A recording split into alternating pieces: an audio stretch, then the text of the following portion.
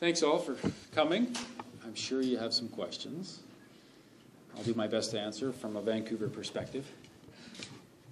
So we starting now? Yeah, please. So, Mr. Mayor, the housing is the only thing you want to talk with the minister on Monday in Ottawa? My focus is on rental housing for cities and ensuring we have some targeted incentives to stimulate the construction of rental housing and the protection of our rental housing stock in cities. But I will also be talking about the infrastructure partnership that cities and the federal government need to agree to in the near term. Once the Building Canada Fund runs out, we're going to need a new arrangement that ensures we have robust investment in city infrastructure going forward. I'll also be talking about transit needs, which is maybe primary among the pressures in cities. We have great needs to continue investing in transit systems across the country, and we need the federal government's partnership on that as well. Yeah? I read that you wanted to speak to Mayor Ford about having a bigger role in the big city mayor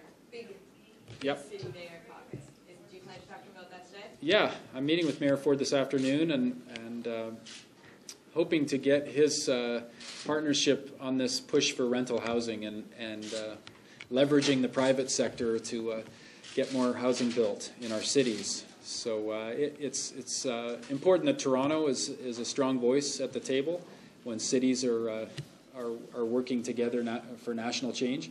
And I'm looking forward to my meeting with him today. This is TorontoTV. Yeah. Toronto. Mr. Mayor, I know you are going to meet with Minister next Monday. Right. So, because of the budget, it might be going to be restrained. Do you think the whole talk will be more optimistic?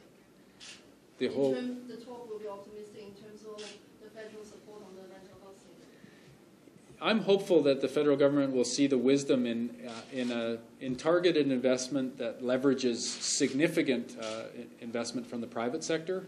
It's really about leverage, and the federal government needs to bring new ideas to the table and address the national challenges like the shortage of affordable housing. And we have some very specific incentives and financing arrangements that would make a huge difference for the construction industry to get busy and create jobs and new housing. So I think there's a compelling opportunity that recognizes the fiscal restraint, but that ensures we leverage investment from the private sector. Yeah, from the speech, you said that the average rental price for a two-bedroom in Vancouver is around $1,400. Right. Now, can you give us a picture to the people in Toronto, how big or how good the picture of the rental housing in Vancouver? Well, more than half of people in Vancouver rent their homes. It's the real estate market has become very expensive, and there is a lot of pressure also on rental, and that can only be alleviated by creating new rental housing. There has been very little new rental housing created for decades. Vancouver brought in an incentive program a couple years ago, relaxing parking, increasing density options, and reducing the development charges if developers would build rental housing. And we've now got over 1,000 units of rental in the pipeline. And that's the first advance on rental housing in many, many years. If we have a federal incentive or two to add to that, I think we'll see a lot more built because the demand is very high. And it's pushing people out of the city, it's driving rents up, and so new supply is critical. Man, you're talking about housing, mainly housing. How about public transit in Vancouver? Because you must have heard that there is a big debate in Toronto City Council around the future of the transit. Right. I think every city globally is in heated debate about the transit needs. We have very significant transit needs in Vancouver. We need rapid transit through the Broadway corridor to UBC, which is the second biggest business district in BC.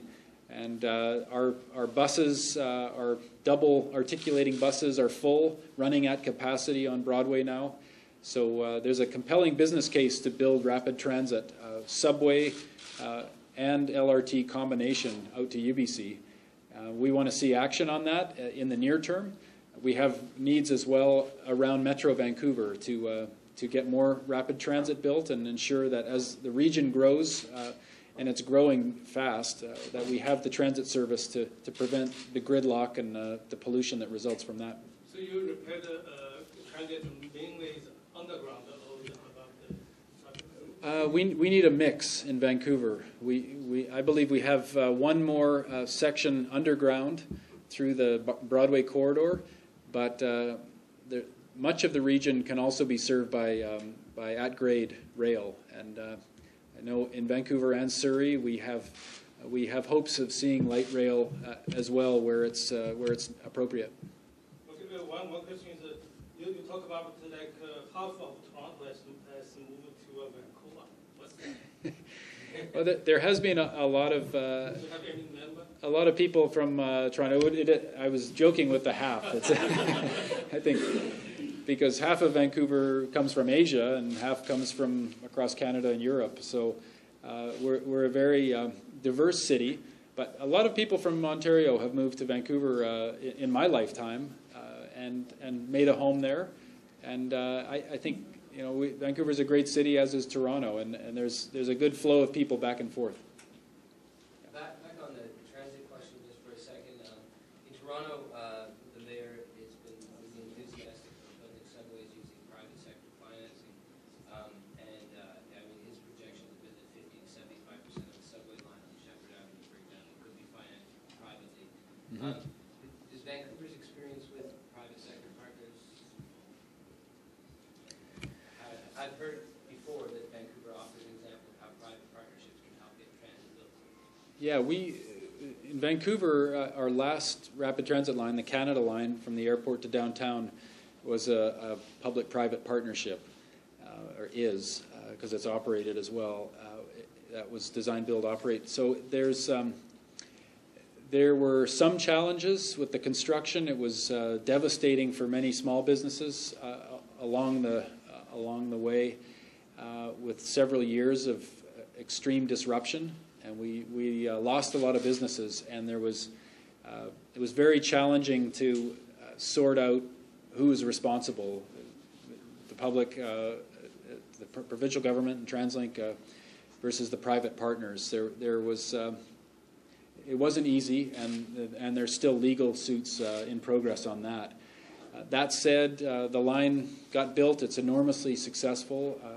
Ridership is well above projections, and a key piece of transit got delivered.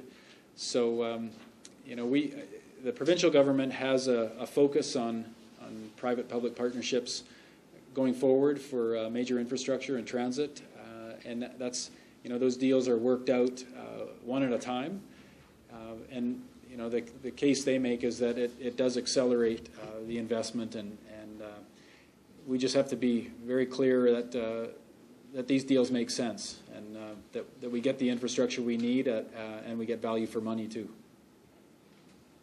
Hi, Mayor. Yeah. You're the chair of the municipalities associations. Right. When you see 250 the finance minister next week, are you just representing big urban cities like Vancouver or Toronto? So if not, then what are the needs of the smaller cities? Right, I'm the chair of the Big City Mayors Caucus, but I will be with other officials from the Federation of Canadian Municipalities who represent the smaller communities as well. So we'll be meeting jointly with Minister Flaherty to look at the overall needs for our cities and towns across Canada. My focus is on the big cities and representing my colleagues and ensuring that the federal government understands our challenges. But they're similar in many cases to the challenges with smaller communities. I think that affordable housing is a challenge for communities of all sizes, and certainly transportation infrastructure, whether it's transit or roads, is as well. And every community has big needs to keep improving and investing in their infrastructure, particularly with new federal regulations on liquid waste treatment, and we're going to need to work out good deals with the federal government that support all of our communities together.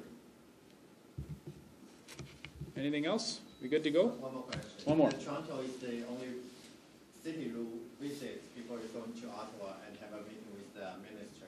So why Toronto, and what are you looking for in Toronto? And did you get what you want this time?